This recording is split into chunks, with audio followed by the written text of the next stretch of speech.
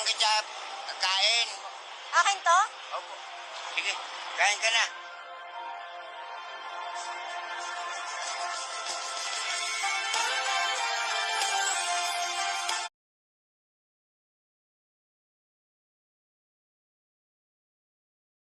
Pinuntahan nga kami dyan ni Tata Jesus, kaya nagpa-picture muna kami sa kanya habang naghihintay kay Miss Ivana.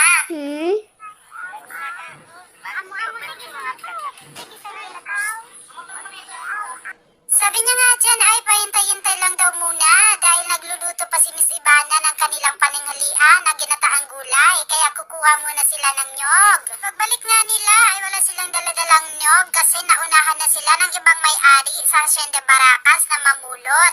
Kaya hinatid na lang muna niya si Miss Ivana. Guys, ayan po si Tatay Jess. Ayun si Miss Ivana. Ay, wala na kasi natakpan. Kumakain sila Ivana.